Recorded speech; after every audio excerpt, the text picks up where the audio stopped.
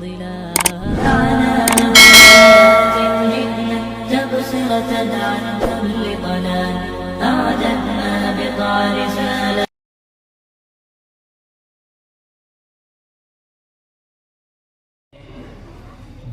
کی خدمت کو، اس کی تبلیغ کو اوڑھ لیا ہے اور دینی تقاضے کو پورا کرنے کے لیے وہ ہمہ وقت ہمہ جہت تیار رہتے ہیں۔ نہ یہ کہ اس کے ذریعے سے ان کو کچھ سکون یا کچھ تلاش یا بودانا ہے، بلکہ شاعر کہتا ہے تمہارے بال پر کا مقصد ہے بلندیوں پہ جانا، نہ سکون نہ سیر گلشن نہ تلاش یا بودانا۔ اپنی جان، اپنا مال، اپنا وقت اس دین پر لگ جائے اور اس دین کا کچھ بھلا ہو جائے، اس امت کا کچھ بھلا ہو جائے، اس کے لیے ہر وقت تیار رہتے ہیں۔ میرے بڑے بھائی حضرت مولانا مفتی سمیر احمد صاحب قاسمی دامت برکاتہم ہمارے درمیان تشریف فرما ہے۔ میں بڑے ہی ادب احترام کے ساتھ مفتی صاحب سے گزارش کروں گا کہ وہ سامعین کو، اور چونکہ اس کے اندر مستورات بھی ہیں، تمام حضرات کو اپنے خطاب عالیہ سے نوازے۔ مت سہل ہمیں جانو پھرتا ہے فلک برسوں، مت سہل ہمیں جانو پھرتا ہے فلک برسوں، تب خواب کے پردے سے انسان نکلتے ہیں۔ حضرت مولانا مفتی سمیر احمد صاحب قاسمی ہمارے درمیان۔ بسم اللہ الرحمن الرحیم، الحمدللہ وحدہ والصلاة والسلام علی من لا نبی بعدہ، اما بعد فاعوذ باللہ من الشیطان الرجیم، بسم اللہ الرحمن الرحیم۔ ثم اورثنا الكتاب الذین اصطفینا من عبادنا فمنهم ظالم لنفسه ومنهم مقتصد ومنهم سابق بالخیرات بإذن اللہ، ذلك هو الفضل الكبیر۔ وقال النبی صلی اللہ علیہ وسلم ان اللہ تعالی یرفع بهذا الكتاب اقواما ویضع به الآخرین، او کما قال علیہ الصلوۃ والسلام۔ یہاں پر موجود حضرات علماء کرام، حفاظ اعظام، آئے ہوئے سرپرست دوستوں، بزرگوں، پردہ نشین، میری دینی ماں اور بہنیں، عزیز طلباء طالبات، آپ حضرات بہت دیر سے طلبہ کے پروگرام کو سماعت فرما رہے ہیں۔ چند باتیں مختصر سے وقت میں ہم سب کے نفع کی آپ کے سامنے رکھنی ہے۔ سب سے پہلی بات تو یہ کہ اللہ تعالیٰ نے بے شمار نعمتوں میں ایک نعمت اولاد کی شکل میں عطا فرمائی۔ یہ وہ نعمت ہے جس کو انبیاء علیہ السلام نے اللہ سے مانگ کر کے دیا ہے۔ سورہ مریم کے شروع میں حضرت زکریا کی دعا ہے،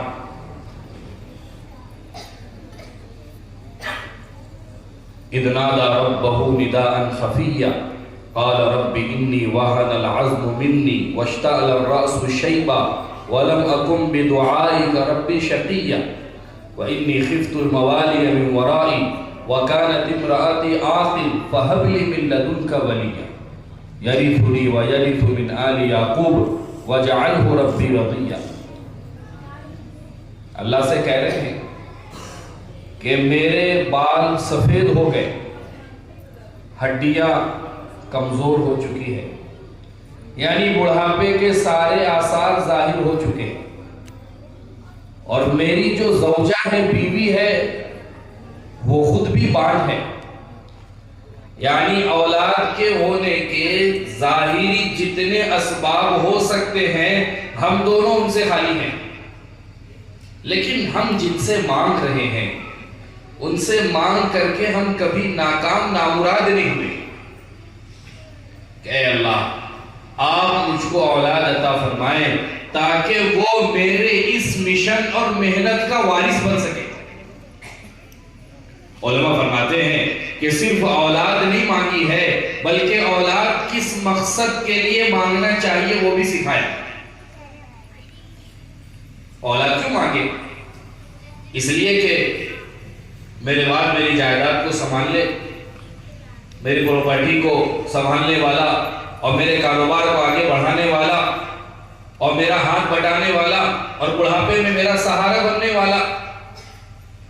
انبیاء علیہ السلام اس جذبے کے ساتھ اولاد کو کبھی نہیں مانگتے،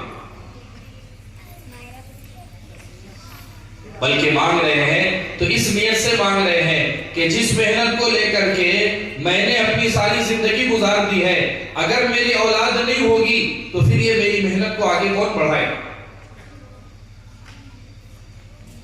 اللہ سے نیک صالح اولاد مانگ رہے ہیں۔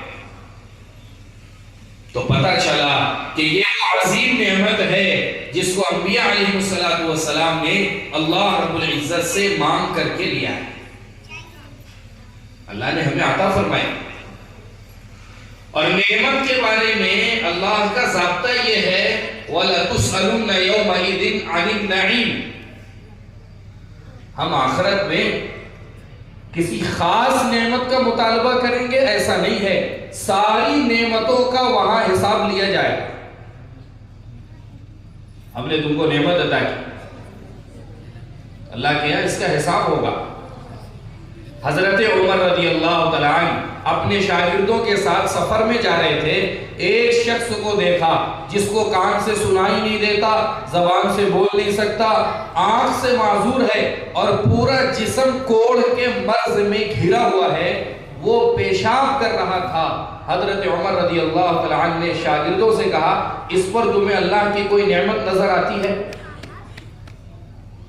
ساتھیوں نے کہا امیر المومنین سر سے لے کر کے پیر تک یہ بندہ عذر اور بیماری سے گھرا ہوا ہے، بظاہر اس پر اللہ کی کون سی نعمت ہے؟ حضرت عمر نے کہا اس سے پوچھو یہ استنجا کی ضرورت سے آسانی سے فارغ ہو جاتا ہے یا نہیں ہوتا ہے؟ لوگوں نے اس سے دریافت کیا، پوچھا تو اس نے کہا الحمدللہ مجھے کوئی تکلیف نہیں ہوتی، جو پانی میں پیتا ہوں عافیت کے ساتھ باہر ہو جاتا ہے۔ حضرت عمر نے فرمایا اس پر یہی اللہ کی سب سے بڑی نعمت ہے۔ حضرت عائشہ رضی اللہ تعالیٰ عنہ فرماتی تھی جس کو اللہ پاک پینے کے لیے ٹھنڈا پانی دے دے اس پر اللہ کی اس نعمت کا شکر واجب ہو جاتا ہے۔ تو ہر نعمت کا اللہ کے یہاں مطالبہ ہے۔ اولاد کی نعمت اللہ نے دی ہے تو ماں باپ سے اس نعمت کا حساب ہے، اس لیے گھر کے ذمہ دار کو اس کا مکلف بنایا گیا کہ تمہارے لیے صرف اپنی ذات کا جہنم سے بچانا کافی نہیں ہوگا۔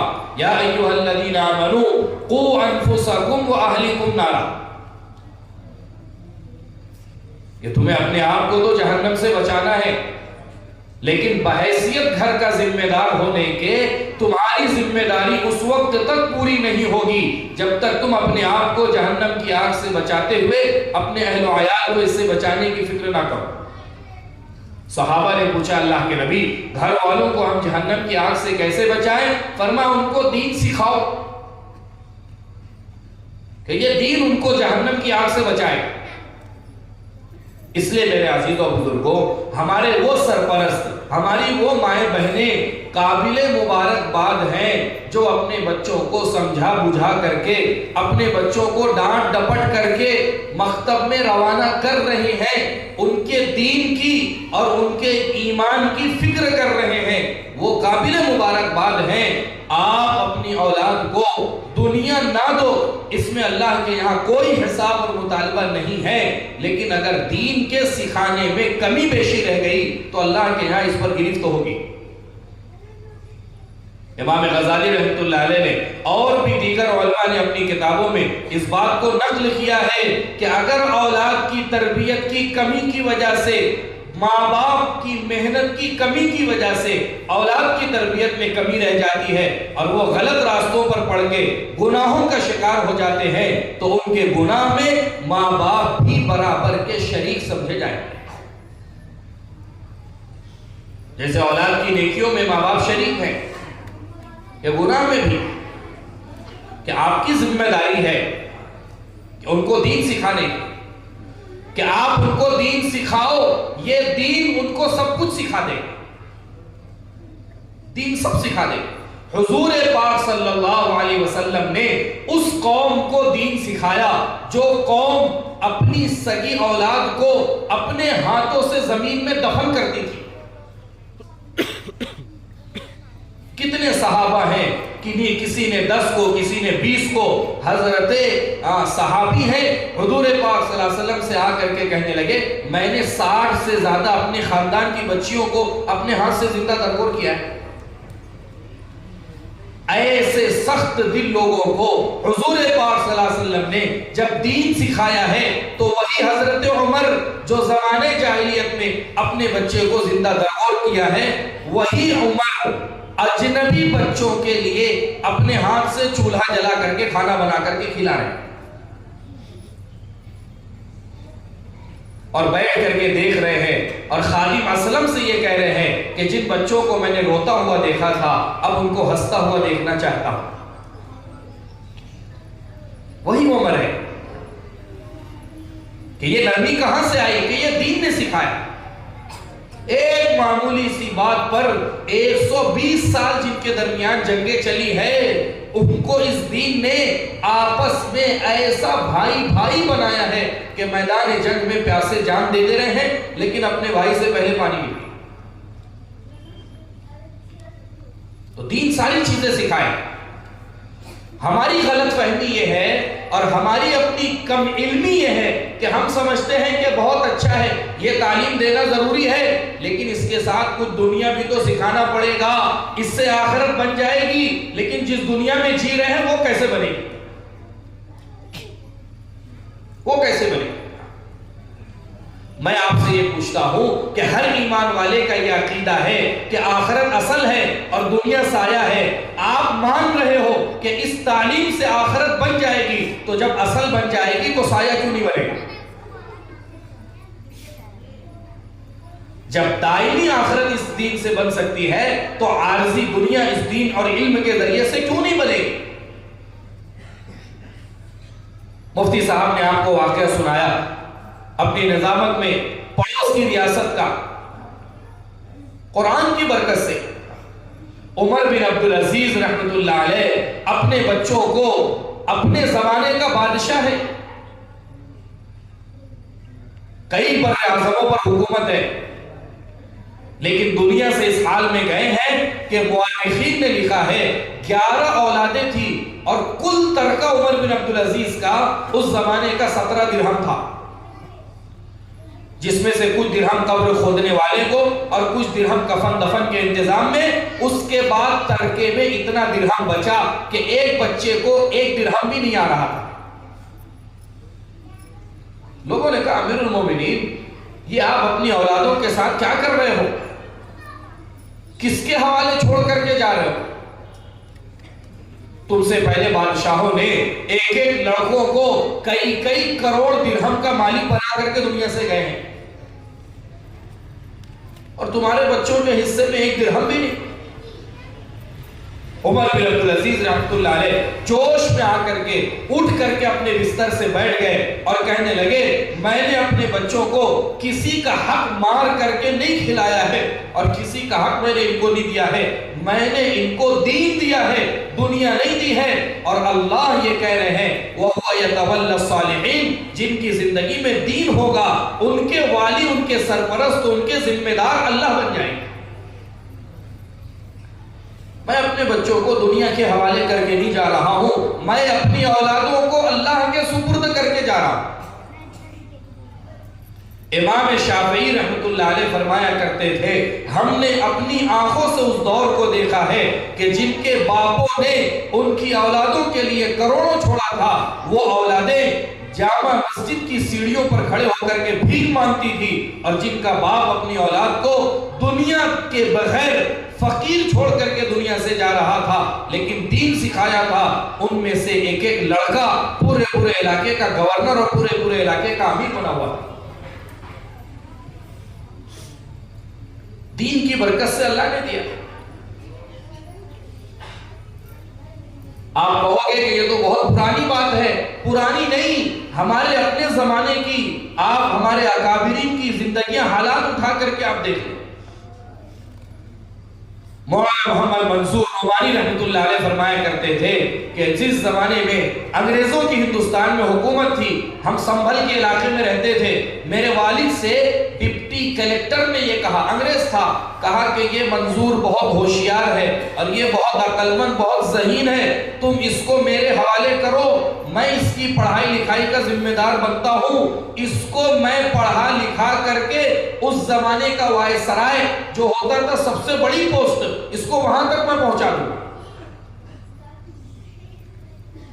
والد صاحب نے کہا کہ مجھے اس کی دنیا سے 1 روپیے کا کوئی فائدہ نہیں اٹھانا ہے، اللہ نے مجھے بہت دیا ہے، ہاں مجھے اس کے دین کی اور اس کے علم کی وجہ سے آخرت میں اس کے دین سے مجھے نفع اٹھانا ہے،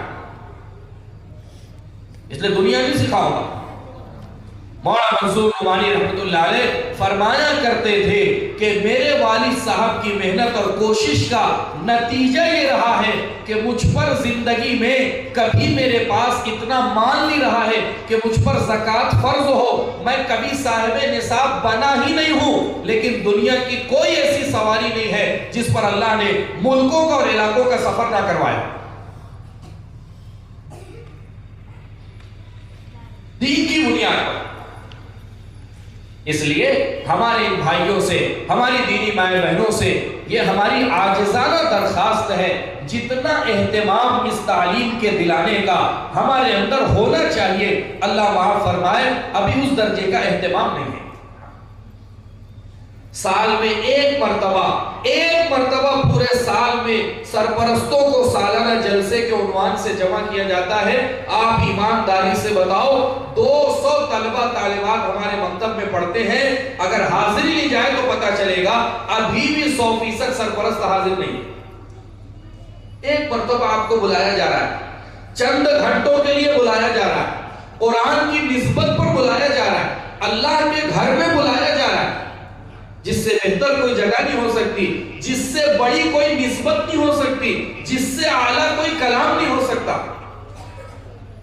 ہمارے پاس ساری چیزوں کے لیے وقت ہے، سارے تقاضوں کو پورا کرنے کے لیے گنجائش ہے، لیکن پورے سال میں 365 دن میں 3 گھنٹے بھی ہم فارغ کرنے کے لیے تیار ہیں۔ بچہ کیا پڑھ رہا ہے، بچے نے کیا سیکھا ہے، بچے کو کیا سکھایا گیا ہے، اس پر کیسے محنت کی گئی ہے، کیا مکتب میں پڑھایا جاتا ہے، آپ کے سامنے یہی تو پیش کیا جاتا ہے۔ حضور پاک صلی اللہ علیہ وسلم نے اس امت کے عروج اور زوال کو ایک جملے کے اندر آپ نے سمجھا دیا، ان اللہ تعالی یرفع بہذا الکتاب اقواما ویضع بہ آخرین۔ جب کبھی امت عزت کی چوٹیوں پر پہنچی ہے، آپ آنکھ بند کر کے یہ بات کہہ سکتے ہو کہ صرف وہ قرآن واحد وہ کتاب ہے جس سے رشتے کو جوڑنے کی وجہ سے امت عزت کی معراج تک پہنچی ہے۔ صحابہ کو یہ عزتیں کہاں سے ملی؟ ایسے سخت دور میں جبکہ اللہ کا نام لینا یعنی اپنے ہاتھ میں آگ کے انگارے لینے کے جیسا ہے۔ حضرت علی ابو ذر غفاری سے کہہ رہے ہیں کہ تم میرے ساتھ مسجد حرام چلنا، میں تمہاری ملاقات حضور سے کرواؤں گا، لیکن دیکھنا راستے میں کسی کو ہمارا ساتھ میں چلنا محسوس نہ ہو۔ اتنے سنگین حالات ہیں کہ 2 مسلمان آپس میں مل بھی نہیں سکتے ہیں، اللہ کے گھر میں اللہ کا نام لینا جرم ہے کہ 360 خدا رکھے ہوئے۔ ایسے سنگین حالات میں آپ بخاری شریف اٹھا کر کے دیکھو، ابو بکر صدیق رضی اللہ تعالیٰ عنہ نے اپنے گھر کے صحن میں مستقل ایک اپنی مسجد بنائی تھی، صرف وہ قرآن کو اور نماز کو پڑھنے کے لیے۔ مکہ والے آ کر کے کہتے تھے ابو بکر ہم تمہیں نماز سے نہیں روکتے، ابو بکر ہم تمہیں تلاوت سے نہیں روکتے، ہم صرف اتنا کہتے ہیں تم اپنی آواز کو تلاوت میں آہستہ کرو، تمہارے قرآن کو سن کر کے ہمارے بچے ہمارے نہیں رہے، ہماری بیویاں ہمارے ہاتھوں سے نکل رہی۔ کیوں کہ قرآن کو سمجھتے تھے، قرآن کے اندر اللہ نے وہ تاثیر رکھی ہے جو دلوں تک پہنچ کر کے رہتی ہے۔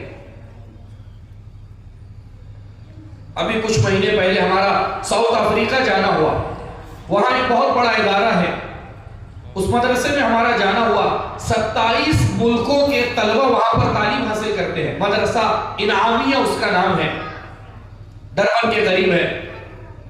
اس مدرسے میں 2 جوڑواں بھائی ہمیں ملے، جرمنی کے تھے، جرمنی کے رہنے والے۔ ان سے ہماری بات چیت ہوئی تو ایک بھائی کے ہاتھ پر کچھ نشان بنا ہوا تھا جو غیر اپنے ہاتھ پر بنواتے۔ میری نظر پڑ گئی تو میں سمجھ گیا کہ یہ پیدائشی ایمان والے نہیں لگتے ہیں۔ میں نے اس سے پوچھا کہ آپ کب ایمان میں داخل ہوئے؟ تو انہوں نے کہا کہ 2 سال پہلے ہم ایمان میں داخل ہوئے۔ کیا وجہ بنی؟ تو ایک بھائی جو بڑا تھا اس میں سے وہ کہنے لگا کہ میں انگریزی ترجمے کا جو قرآن ہوتا ہے وہ پڑھ رہا تھا، اور قرآن کو پڑھتے پڑھتے میں اس آیت پر پہنچا جس میں اللہ پاک پوری دنیا کو یہ چیلنج کر رہے ہیں کہ اگر تمہارے اندر ہمت ہے، طاقت ہے، اور تم اپنے آپ کو استعداد والا کہتے ہو، تو قرآن جیسی ایک سورت نہیں، اس کی کوئی ایک چھوٹی سی آیت ہی بنا کر کے دکھا دو، ایک چھوٹی سی آیت بنا کر کے دکھا دو۔ فَأْتُوا بِسُورَةٍ مِّن مِّثْلِهِ، کہ اگر تمہارے اندر ہمت ہے تو اس کے جیسا کلام تیار کر کے بتا دو۔ میں حیران رہ گیا کہ 1400 سال پرانی کتاب ہے، آج تک پوری دنیا نے مل کر کے اس چیلنج کا مقابلہ نہیں کیا، کوئی بنا نہیں سکا۔ تو میرے دل نے یہ کہا کہ واقعی یہ کسی مخلوق کا کلام نہیں ہو سکتا، یہ اللہ کا کلام ہے، اور وہی اتنے دعوے سے کہہ سکتے ہیں، اور جن کے دعوے کو دنیا کا کوئی انسان آج تک چیلنج نہیں کر سکا ہے۔ تو کہا کہ اس آیت کے ذریعے سے مجھے اسلام کی طرف رہبری ہوئی، اور پھر میں نے اسلام قبول کیا۔ تو میرے بھائی نے 1 ہفتے کے بعد ایمان قبول کیا، اور ہم دونوں ساتھ میں یہاں آئے ہیں اس قرآن کو سمجھنے کے لیے۔ جرمنی سے ساؤتھ افریقہ ہے۔ بتانے کا مقصد یہ ہے کہ اللہ معاف فرمائے، میں خاندانی مسلمان، میں خاندانی ایمان والا، میرے باپ دادا ایمان والے، میں آج تک اس قرآن سے متاثر نہیں ہو سکا، لیکن دنیا آج بھی اس سے متاثر ہو رہی ہے اور اسلام کے دامن میں آ رہی ہے۔ ایک مرتبہ صرف جناتوں نے قرآن کو سنا تھا، ایک مرتبہ۔ وَإِذْ صَرَفْنَا إِلَيْكَ نَفَرًا مِنَ الْجِنِّ يَسْتَمِعُونَ الْقُرْآنَ فَلَمَّا حَضَرُوهُ قَالُوا أَنصِتُوا فَلَمَّا قُضِيَ وَلَّوْا إِلَىٰ قَوْمِهِمْ مُنذِرِينَ۔ ایک مرتبہ قرآن کو سن کر کے اتنا متاثر ہوئے ہیں کہ جا کر کے اپنی پوری جماعت کو لے کر کے آئے ہیں اور اسلام میں داخل کروائے۔ یا قومنا اجیبوا داعی اللہ وآمنوا به یغفر لکم من ذنوبکم ویجرکم من عذاب الیم۔ کہ دردناک عذاب سے بچنا چاہتے ہو اور اپنے گناہوں کی معافی چاہتے ہو تو تمہارے لیے اس کا راستہ یہ ہے جو اللہ کی طرف یہ بلانے والے نبی ہیں، ان کی بات کو قبول کرو۔ ایک مرتبہ قرآن کو سن کر کے اتنا متاثر ہوئے، کون؟ جنات۔ تو قرآن تو انسانوں کی ہدایت کے لیے اتارا گیا، ہماری ہدایت کے لیے اللہ نے اتارا ہے، ہم اس سے کیوں نہیں متاثر ہو رہے؟ اس سے متاثر نہ ہونے کی ایک بہت بنیادی وجہ یہ ہے، حضرت عثمان رضی اللہ تعالیٰ عنہ فرماتے تھے جو دل گناہوں سے آلودہ ہوگا وہ اللہ کے پاک کلام سے کبھی متاثر نہیں ہوگا۔ اس لیے کہ ہماری مائیں بہنیں بیٹھی ہوئی ہے، وہ اچھی طرح جانتی ہے برتن اگر ناپاک ہو تو انسان بھی اس میں پاک چیز ڈالنا گوارا نہیں کرتا۔ دودھ لینے کا برتن ہے، دودھ دینے والا گھر پر آیا ہوا ہے، اگر برتن کے اندر کوئی گندگی ہے وہ اس میں دودھ نہیں ڈالے گا، کہے گا بہن جی خالہ جان تھوڑا سا آپ اس برتن کو دھو لو، کہیں تمہاری اس برتن کی گندگی سے یہ پاک دودھ خراب نہ ہو جائے۔ میرے دوستوں، بزرگوں اور عزیزوں، وہ دل جس کو ہم نے نافرمانی سے گندا اور آلودہ کر لیا ہے، اللہ کا پاک کلام اس دل میں کیسے داخل ہوگا؟ نتیجہ یہ ہے کہ اس کا کوئی اثر ہمارے دلوں پر نہیں۔ اس لیے ہماری درخواست یہ ہے آپ حضرات سے کہ آپ حضرات تھوڑا سا اس بات کی طرف توجہ دیں کہ یہ ہمارے اپنے بچے، ان کی تعلیم و تربیت اور ان کے مکتب کی پوری نگرانی ہماری اپنی طرف سے ہونا چاہیے۔ کتنے سرپرست ہمارے ایسے ہیں جنہوں نے پورے سال میں ایک مرتبہ 2 مرتبہ ہی صحیح آ کر کے اپنے اساتذہ سے پوچھا ہو کہ ہمارا بچہ کیا پڑھ رہا ہے، کوئی کمی تو نہیں ہے، کوئی شکایت تو نہیں ہے۔ ہونا چاہیے یہ چیز، فکر ہونی چاہیے۔ اس لیے میرے عزیز و بزرگوں، اللہ رب العزت نے یہ موقع ہمیں عطا فرمایا ہے، یہ کتاب اللہ رب العزت نے عطا فرمائی ہے، صحابہ کو عزتیں، صحابہ کو بلندیاں، صحابہ کے ساتھ جو اللہ کی مددیں اور صحابہ کے ساتھ جو اللہ کی غیبی نصرتیں اور صحابہ کے جو سارے واقعات ہم پڑھتے ہیں نا، اس کے پیچھے بنیادی وجہ وہ کوئی الگ مخلوق نہیں تھے، ہماری تمہاری طرح انسان تھے، کوئی الگ مخلوق نہیں ہے۔ سارے تقاضے جو ہمارے ساتھ ہیں یہ صحابہ کے ساتھ لگے ہوئے تھے۔ صحابہ میں آپ کو تاجر بھی ملیں گے، صحابہ میں آپ کو کھیتی باڑی والے بھی ملیں گے، صحابہ میں آپ کو مزدوری کرنے والے بھی ملیں گے، صحابہ میں آپ کو جو ہے اور دنیا کے کاروبار کرنے والے بھی ملیں گے، صحابہ میں بیوی بچے والے بھی ہیں، صحابہ میں کوئی شوہر ہے، کوئی باپ ہے، کوئی بھائی ہے، کوئی دادا ہے۔ یہ سارے رشتے ناتے اور یہ سارا ماحول جس میں ہم زندگی گزارتے ہیں، صحابہ کی زندگی کوئی اس سے الگ تھلگ نہیں تھی۔ لیکن کیا بات ہے، قرآن پاک کے ساتھ کا تعلق ہے، قرآن کے ساتھ ان کا ایسا عشق اور ایسا لگاؤ ہے کہ حضرت عثمان غنی رضی اللہ تعالیٰ عنہ گھر کے چاروں طرف بلوائی ننگی تلوار لیے کھڑے ہیں اور ان کے جان کے دشمن بنے ہوئے ہیں اور 24 گھنٹہ امیر المومنین کی جان خطرے میں ہے، اس کے باوجود اہلیہ فرماتی ہے قرآن کھلا ہوا تھا اور اللہ کا کلام پڑھ رہے تھے، یہاں تک کہ جب ان کو شہید کیا گیا ہے اس وقت بھی قرآن حضرت عثمان کے سامنے کھلا ہوا تھا۔ دیکھنے والوں نے ہمیں بتایا آج بھی ترکی کے میوزیم میں حضرت عثمان غنی کا وہ قرآن رکھا ہوا ہے اور وہاں فَسَيَكْفِيكَهُمُ اللَّهُ، قرآن میں جہاں یہ آیت ہے وہاں پر ان کے خون کے دھبے آج بھی موجود ہیں۔ ایسے حالات میں بھی، ایسے سنگین وقت میں بھی کوئی دنیا کی طاقت اللہ کے کلام سے ان کو دور نہیں کر سکی۔ ابو داؤد شریف کی روایت ہے، آپ پوچھو علماء کرام سے، صحابی تیر پر تیر کھا رہے ہیں، حضور نے ان کو پہرے داری کے لیے مقرر کیا تھا، اپنے بھائی کو آ کر کے اٹھایا اور کہنے لگے بھائی اگر جان نکل جانے کا خطرہ نہ ہوتا تو میں سورہ کہف کو مکمل کرنے سے پہلے اپنی نماز کو مختصر نہیں کرتا، لیکن مجھے ایسا لگا کہیں تیر پر تیر کھانے سے میری روح نہ پرواز کر جائے اور دشمن اللہ کے نبی تک پہنچ جائے، اس لیے میں نے اپنی نماز کو مختصر کر دیا، ورنہ جو حلاوت سورہ کہف کے پڑھنے میں مل رہی تھی خدا کی قسم یہ تیر کا احساس مجھ کو نہیں تھا، میں اپنی جان دیتا تھا لیکن تلاوت موقوف نہیں کرتا۔ سوچنے کی بات یہ ہے وہی قرآن ہے، وہی 114 صورتیں ہیں، کوئی زبر زیر کا بھی فرق نہیں ہوا ہے، کوئی ایک نقطے کا بھی فرق نہیں ہوا ہے، لیکن جو حلاوت اور لذت ان کو مل رہی ہے۔ ایک آیت امام ابو حنیفہ رحمۃ اللہ علیہ وَامْتَازُوا الْيَوْمَ أَيُّهَا الْمُجْرِمُونَ، صرف اس ایک آیت کو پڑھ کر کے پوری رات گزار دے رہے ہیں، میرے لیے ایک سورت پڑھنا بھی مشکل ہو گیا۔ آپ دیکھ لو ابھی رمضان المبارک آنے والا ہے، تراویح کا کیا حال ہوتا ہے اور تراویح میں ہماری کیا کیفیت ہوتی ہے۔ اس مسجد میں جہاں سب سے تیز قرآن پڑھنے کا رواج ہے، آپ دیکھ لو وہاں جگہ نہیں ملے گی آپ کو پڑھنے کے لیے، کیونکہ بولے جلدی ختم ہوتا ہے، بہت جلدی امام سفاری کر دیتے۔ اگر اللہ کے قرآن، اللہ کے کلام سے ہمارا یہی تعلق رہے گا، پھر میرے عزیزوں بزرگوں جو حالات امت پر ہیں، حضرت شیخ مولانا زکریا صاحب رحمۃ اللہ علیہ نے لکھا ہے یہ بھی کم ہے، ہم نے اپنے حالات ایسے بنا لیے ہیں کہ زمین کے اوپر رہنے کی بجائے زمین کے اندر رہنے کے زیادہ مستحق ہیں۔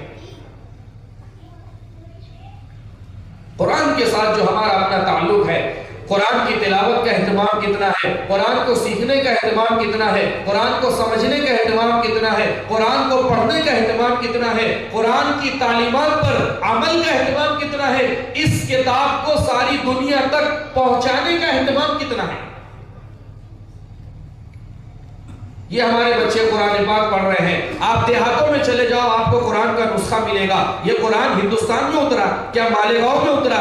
حضرت جبرائیل قرآن لے کر کے کیا ہمارے علاقے میں آئے ہیں؟ نہیں، قرآن تو سرزمین عرب میں اترا ہے، پھر یہ مشرق سے مغرب تک، شمال سے جنوب تک، اور یہ دنیا کے کونے کونے تک، اور انڈونیشیا کے جزیروں تک، اور افریقہ کے صحراؤں تک، اور رشیا کے برفانی علاقوں تک، اور امریکہ کے جو ہے وہ جزیروں تک کیسے پہنچی اللہ کی کتاب؟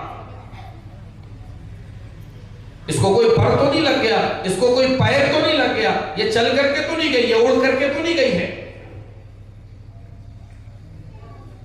کہ علماء صحابہ، حفاظ صحابہ قرآن کو لے کر کے ساری دنیا کے اندر پھرے ہیں۔ اللہ نے ان کے پھرنے کی برکت سے اس کتاب کو ساری دنیا کے اندر اللہ نے پہنچایا،